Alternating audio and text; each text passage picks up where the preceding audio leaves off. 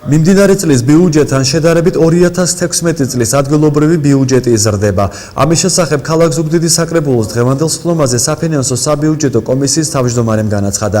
კახაბერ ფარცვანიას განცხადებით 2016 წლის ბიუჯეტი 2.516.600 ლარით გაიზრდება. ჯამში კი ის 18.597.200 ლარს შეადგენს. ქალაქ ზუგდიდის საკრებულო მომავალი წლის ბიუჯეტის ნორმატიული აქტის ადმინისტრაციულ წარმოებას იწყებს. შესაბამისი გადაწყვეტილება საკრებულომ დღეს სრული უმრავლესობით მიიღო. პრიორიტეტები გახლავთ საინვესტიციო გარემოს გაუმჯობესება და ინფრასტრუქტურის მოწესრიგება, სკოლამდელი განათლების ხელმისაწვდომობა, ასევე გახლავთ კულტურის, სპორტისა და ახალგაზრდული მიმართულებების ხელშეწყობა და მეოთხე ისევ პრიორიტეტად რჩება სოციალური დახმარებები და ჯანმრთელობის დაცვა.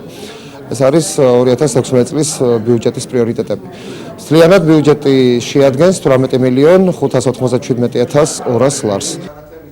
პარალელურად ქალაქ ზუგდიდის საკრებულო ეროვნულ-დემოკრატიულ ინსტიტუტთან, NDI-სთან და დემოკრატიული ჩართულობის ცენტრთან ერთად 2016 წლის ბიუჯეტის საყოველთაო განხილვას იწყებს, რომელსაც სამოქალაქო და არასამთავრობო სექტორის წარმომადგენლები დაესწრებიან.